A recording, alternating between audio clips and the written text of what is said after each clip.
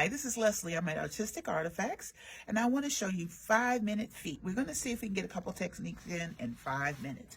The first thing I want to show you is the number 3 manual buttonhole. What I want to show you is how you can use it to do some techniques on heavy fabrics.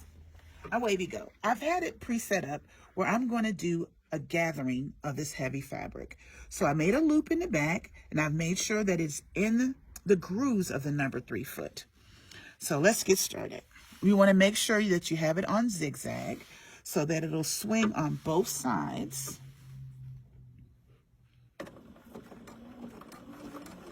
I also have a line that's on there that I'm following to try to keep it as straight as possible and make sure that it actually jumps across both threads. All right. Okay, we've gotten through that one. And what it allows you to do, hold your finger in the loop. Make sure you hang on to that or you have to do it all over again. I've had to do that. And then you just gather your fabric, and you can make ruching on pillows. You can gather hems of different upholstery fabrics, make some beautiful accents on draperies. Alrighty, so that's the gathering. The next thing we want to do is an actual buttonhole. With the manual buttonhole, you can make it as large as you want, and I do have it pre-set up again. So you go to your buttonhole, you pick one that is designed for heavyweight fabric, which I'm going to use the number 58. And let me just go into the information button where you can see where it says manual, and it shows you each step in the process.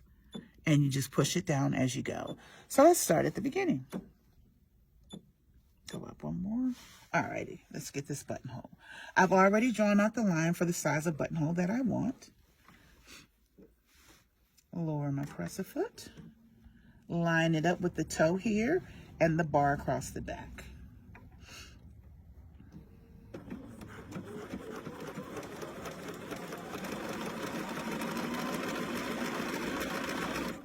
I'm going to keep it just to the left of the line so that we have a nice opening for our buttonhole.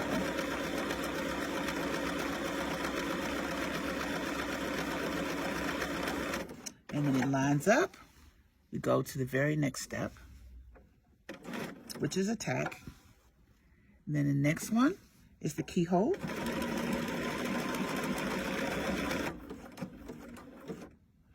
And then the next one is another tack. And go down one more. And then we want to keep it just to the left on the way back so we can manage to keep our slit open. So we'll have a nice opening for our buttonhole. And just take your time. And this is good for making rod pockets or for ribbons. And when you're done, one thing I would definitely recommend is put fray check or something to hold that seam together. Cut that. And you have a beautiful large buttonhole. And you just cut it open after putting fray check in there so that this fabric doesn't unravel on you.